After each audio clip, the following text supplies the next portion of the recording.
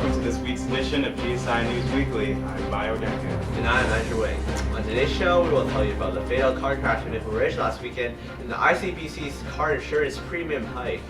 Also, we will tell you about the things Stephen Harper will be bringing back to Canada from his trip to China. All of this coming up as GSI News Weekly starts right now.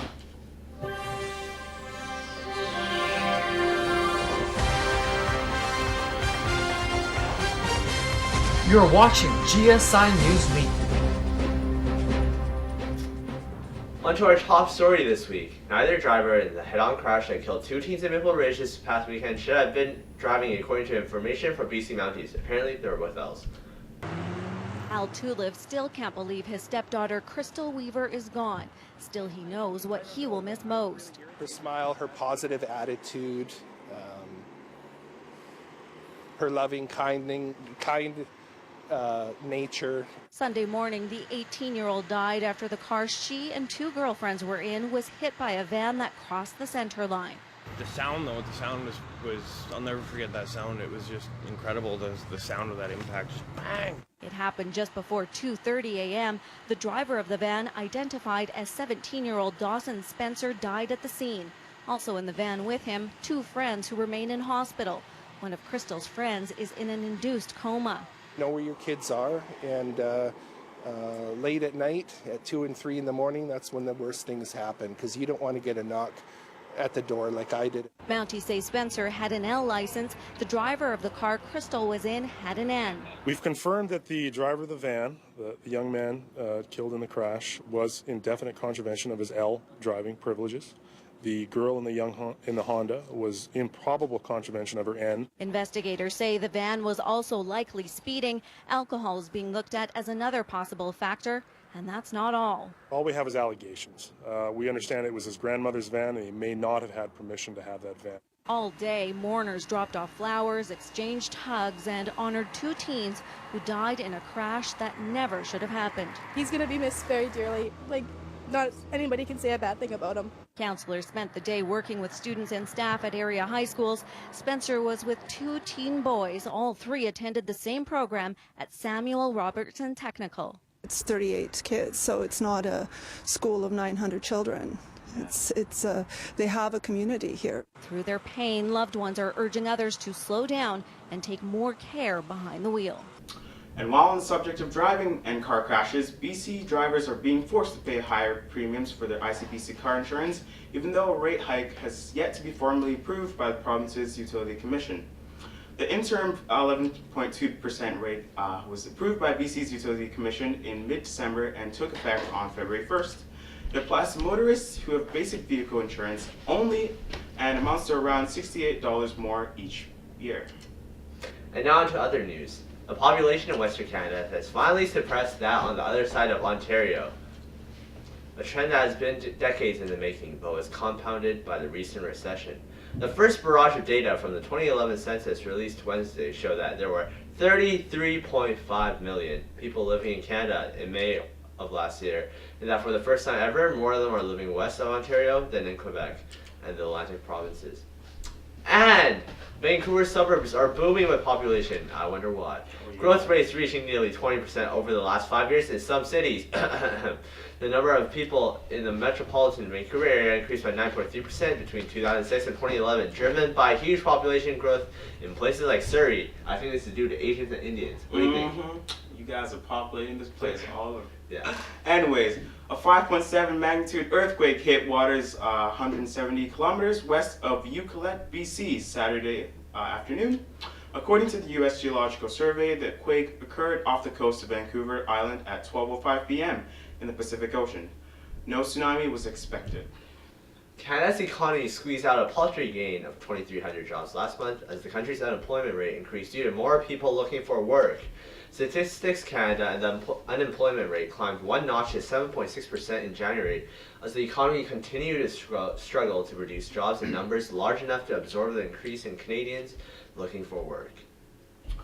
Meanwhile, Walmart Canada plans to spend more than $750 million this year to open, relocate, or remodel 73 stores, including former Zellers locations.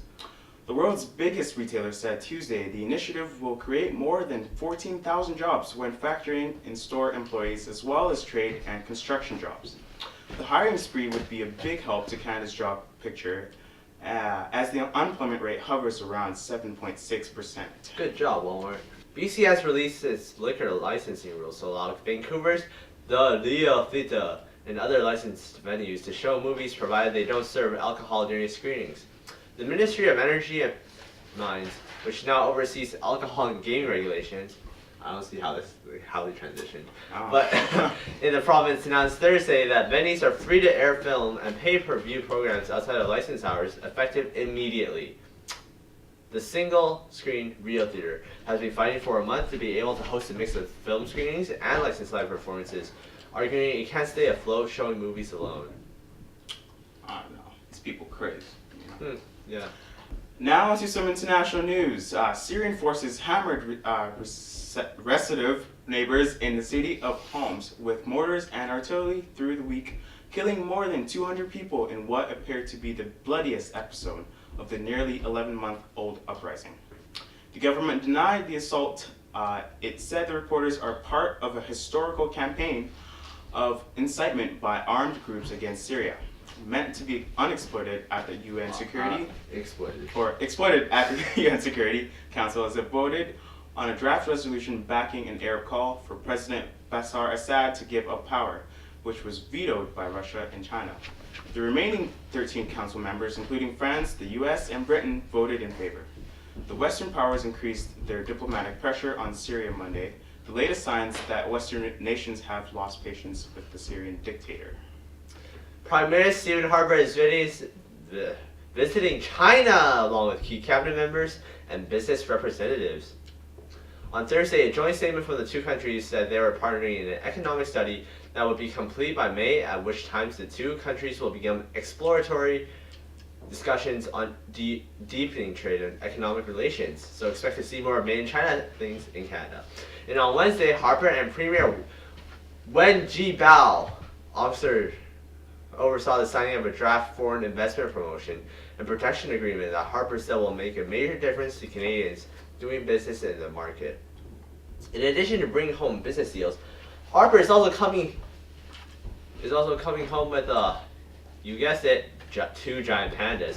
From China for a decade, the pandas will split their time between the Toronto and Calgary zoos over their 10-year visit, likely attracting millions of visitors and allowing years of collaborative conservation research. Go Stephen Harper and pandas. I like pandas. You like pandas? Yeah, I'm a panda. Yeah, I know. Black and white. Anyways, and for some entertainment news, Selena Gomez insists that she and her boyfriend, Justin Bieber, have a normal relationship. Oh, just friends. With benefits. Justin once rented out the entire Staples Center in LA so that he could have a private date with the former Disney star, but Selena Gomez believes that despite their fame, they are just like any other young couple.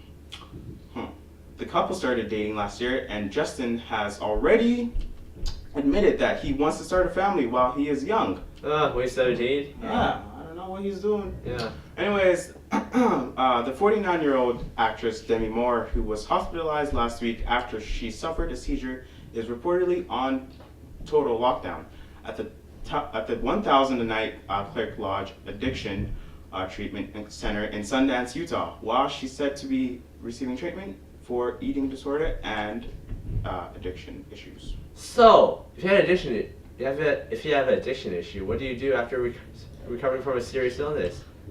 Well, if you're Nick Cannon, you celebrate by attending the Super Bowl. That's right. The entertainer was hospitalized last month after suffering from a form of mild kidney failure, but he says he is now fully recovered. Cannon attributes his improved health to a change in diet, but says he does not eat the same food as wife Mariah Carey, who recently lost weight after giving birth to their twins Moroccan and Monroe. How sweet it is. I love those names, man. Yeah. I think I'm gonna name my children that. I'm gonna name my children Pepe.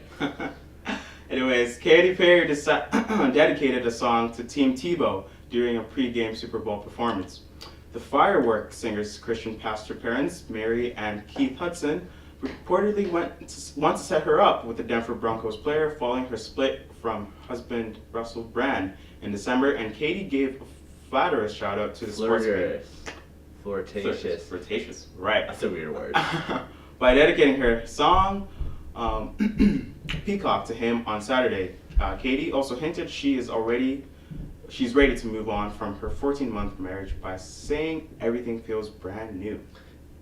And Gabe Lynn joins us now to talk about some sports. Thanks, guys. Coming up in sports, besides the highlights from your Vancouver Canucks, we'll be looking back at Super Bowl 46, from highlights of the game and halftime show to some of the best commercials aired on TV. All of this coming up in part 2 of GSI News Weekly. Stay with us.